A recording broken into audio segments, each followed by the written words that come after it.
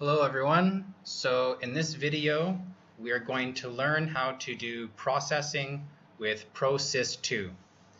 So we will take the raw data file that you get from the instrument that measures the DC resistivity data, and the final result will be a file that is in UBC format that you can use to run inversion and interpret. So if you don't have this program installed already, then you need to get ProSysII. And at the DRD, we handed out a USB stick, and we have the installer here. So if you were given access to this USB stick, it has ProSysII, and we will double click this, and we will be able to install. So the computer will pick a good place in your C drive. You don't really have to make a big decision here. I will choose to install for all users, and I will allow it to make changes. And that was very quick. So the program is installed, but maybe you do not have access to the USB drive that has ProSysII. So you can always search for this on the internet. Go to the Iris Instruments page.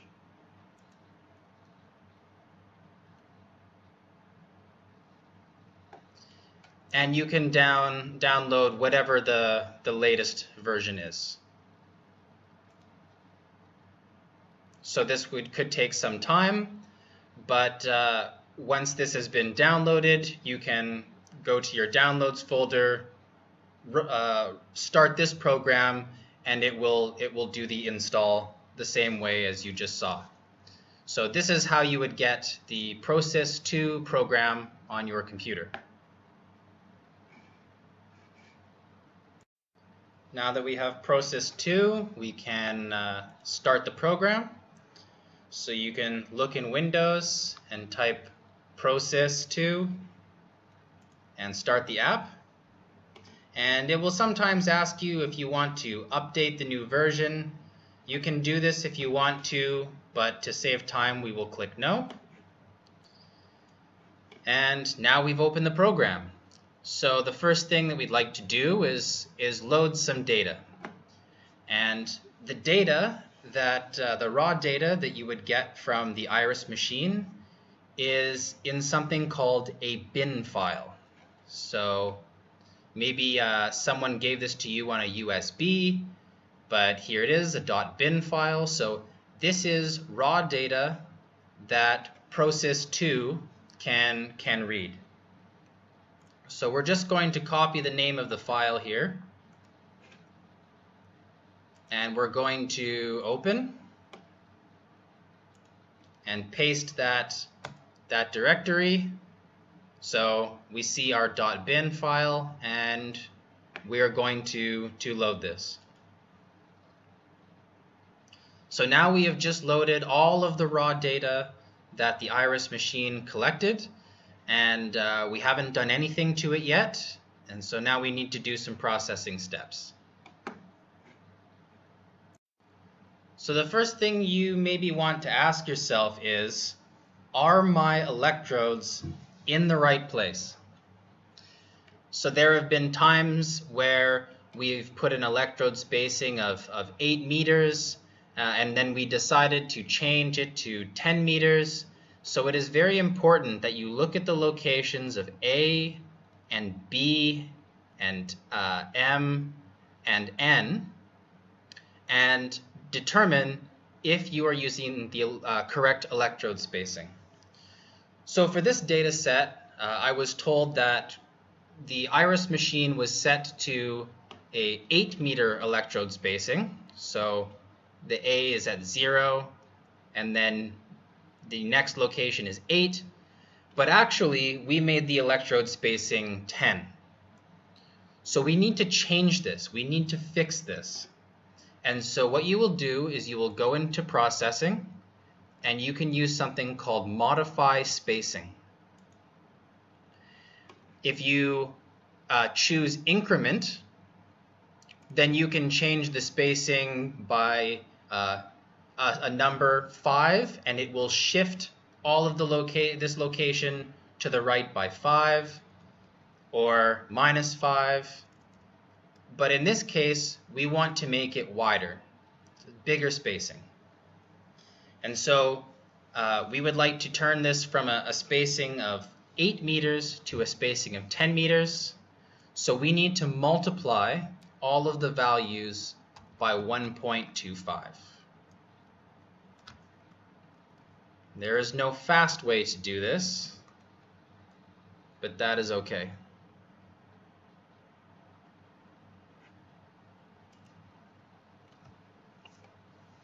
So now we can see that the x value goes from 0 and then goes to 10. All of these values and all of these values and all of these values are all numbers that are multiples of 10. Okay? So notice that we didn't click anything about changing y locations or z locations because we are only interested in changing the spacing along the profile in this x direction. So after you do any change, any processing step, it is a good idea to save a copy of these changes. So we will go File and Save As. I'm going to go to the place that my original file is, and I'm just going to call this core, like a correction. So some short name that tells me something that I did. And you will have a bunch of files, and you will add a little bit for each processing step, and it will give you the history of everything that you did to this data when processing.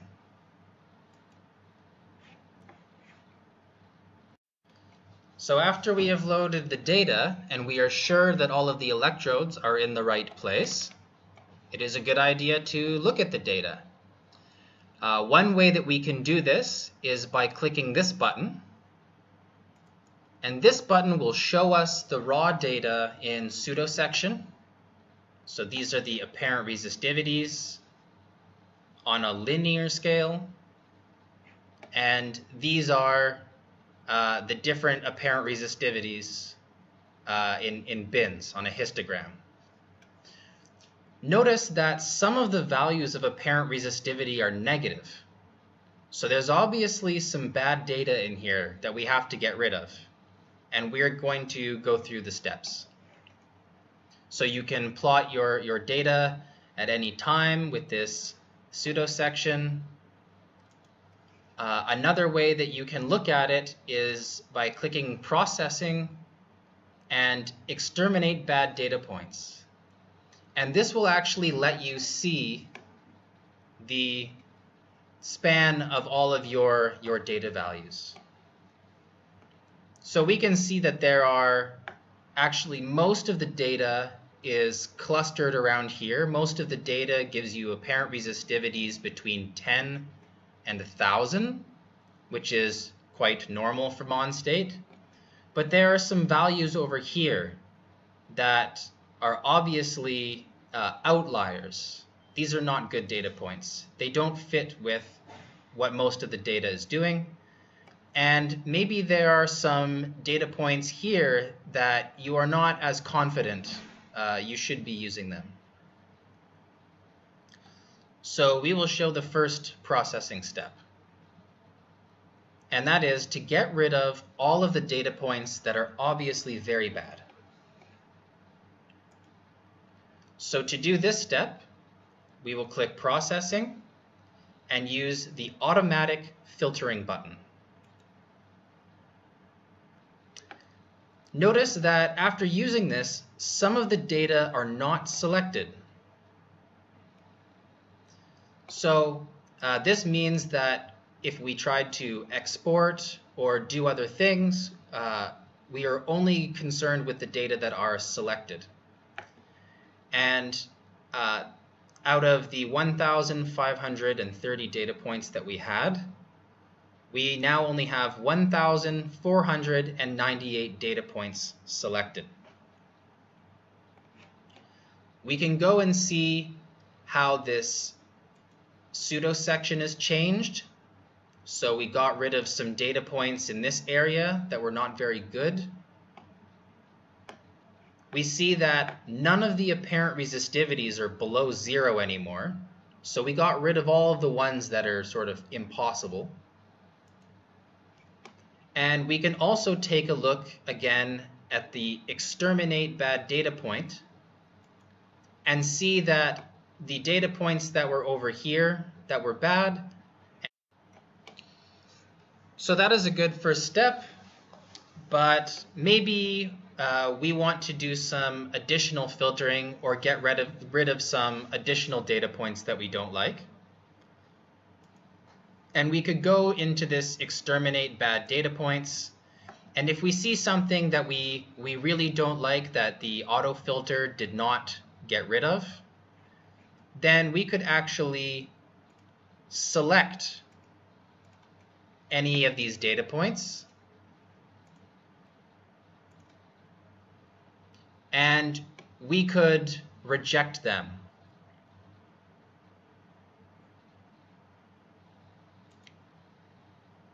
So now there is only 1,494 data points that are selected because we got rid of 4 of them.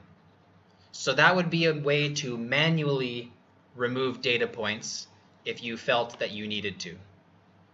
And because we did this step, we should save.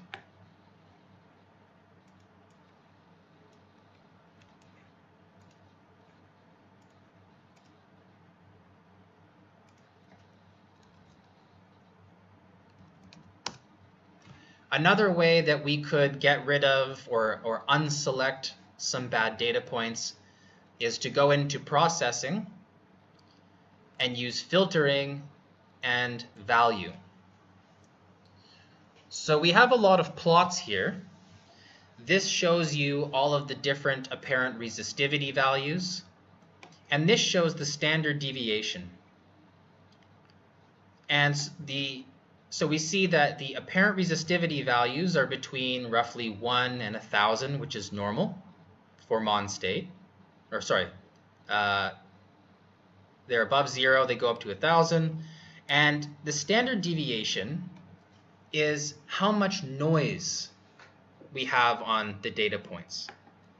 So if the standard deviation is low, that means repeated measurements are very accurate, and I'm very confident that my apparent resistivity values for these are good. And if the standard deviation is big, then the error on that data point is pretty bad. So what I can do is I could say, I want any data point with a standard deviation bigger than 13. I would like to not use those. Or maybe I will try 10. Okay? And maybe I'm in an area and I think that the biggest resistivity in my area is 900, and I think the smallest is 20. So now I will only be selecting data points that give me apparent resistivities between 20 and 900. And if I click OK, then all of the data points for these will be unselected, and all the resistivity values outside my range, they will be unselected. So now I only have 1,476 data points selected out of 1,530. It's important to notice that we are showing many different kinds of processing, but you may not need to use all of these processing steps. Sometimes the data are very good and the auto filtering is very good, or maybe you have to delete 1 or 2 points. But just in case that you have certain problems, we are just showing you the tools. So we have done another processing step, and now we will save the file.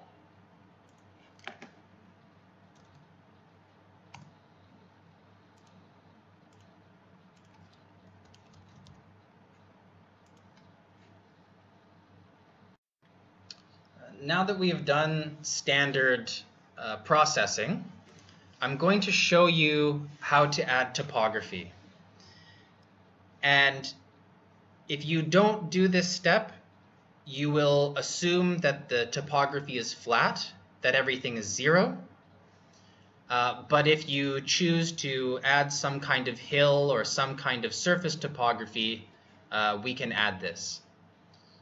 So you do this by saying processing, insert topography, and now it's giving you the location of all the possible electrode positions. Okay? And we don't have to worry about the Y spacing because we're just working on a line. And what you could do is at each one of these points, or if you were given a certain set of points, you could start to add the topography. So maybe this 3 meters above, and this is 2 and 1 and 2, and you could go through and you could put the different values. And once you are finished, you would click OK. You could also, maybe you only have some of the heights at a few of the locations. So maybe this is 5, this one is 4. You don't have a value at all of the locations. You can click interpolate, and it will interpolate all of the values that are not 0 or that you did not touch. So when you are happy with the topography that you have, you can click OK. And now you have saved the topography.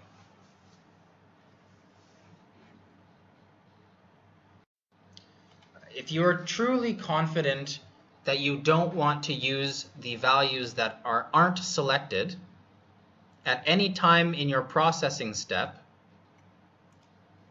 you can get rid of these.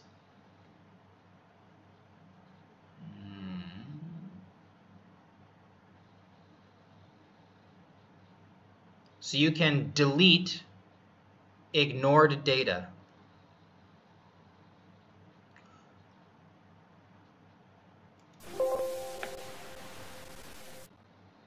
And so now you actually deleted all of the ones that were not selected.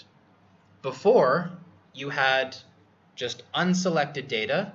You could choose to select it again. You could bring it back and still use it, but we've gotten rid of this permanently.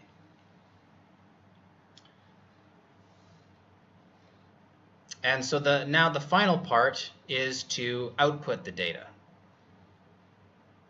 So for this, we would use export and save. And now you just need to decide what is the format that you are using. So for the notebooks, we will be using the UBC format, DC Inv 2D. And so we will save this as let's just say example data UBC.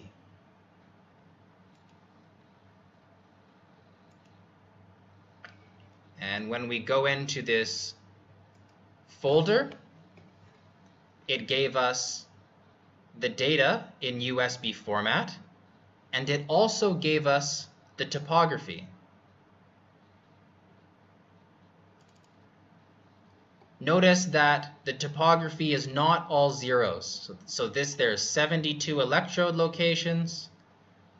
There is electrode at position 0 meters, 10 meters, 20 meters, and this is the height. This is the elevation.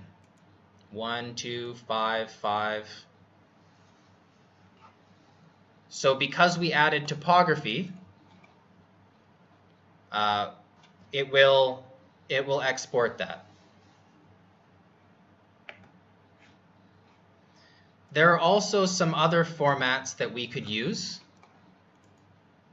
We may want to use the res2D if we have it, or this IX1D. But for the tools you will be using most of the time, you will be using this DC-inv2D. This is how you will output your data. So this more or less completes the standard processing. So we have gone from having a bin file. This was the raw data file that came out of the iris system, the raw data, and now we have processed data in UBC format, which we can load into the notebooks and invert. So that portion will be covered in another video.